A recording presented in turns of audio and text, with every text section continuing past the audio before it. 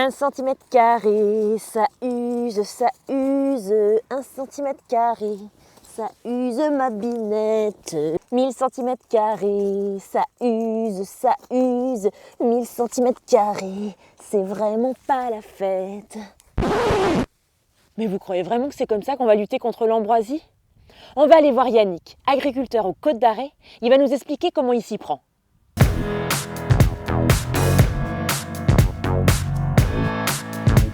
Donc pour le désherbage mécanique, j'utilise en majeure partie la RC trille, ainsi que la bineuse après, selon le stade de la culture et des adventices.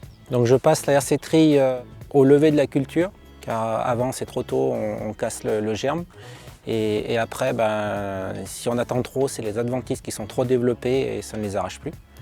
Donc sur mon soja, au stade qu'il est aujourd'hui, je suis à 6 km/h. Donc sur le soja, après la levée, je pense passer 2 à 3 fois avant de pouvoir passer la bineuse. Bon, le premier passage de bineuse, quand la culture n'est pas très développée, on ne peut pas aller très vite. C'est entre 4 et 5 km/h parce qu'autrement on recouvre trop la culture. Et les derniers passages, il faut aller le plus vite possible, au moins 12 km/h pour étouffer l'herbe qui est dessous. Vu les conditions climatiques de cette année, la RC trille est très satisfaisante. Donc dans la lutte contre l'ambroisie, la réussite du désherbage mécanique repose en premier lieu sur le passage d'un outil en plein qui va à la fois gérer le rang et l'inter-rang et permettre à la culture d'avoir une longueur d'avance sur les adventices. On va essayer de passer ces outils au maximum le plus longtemps possible jusqu'à ce que le soja fasse 25 cm environ.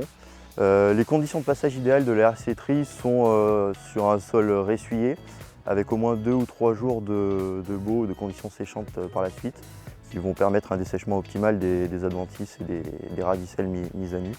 Concernant le réglage de la RC trille, on réglera la profondeur et la vitesse d'avancement en fonction du stade de la culture. On interviendra ensuite avec une bineuse qui va gérer uniquement l'inter-rang mais qui pourra avoir une efficacité sur des adventices beaucoup plus développés au-delà du stade de 3 feuilles. On peut très bien envisager des stratégies de désherbage mixtes qui allient à la fois le chimique et le mécanique, l'un rattrapant l'autre suivant les conditions.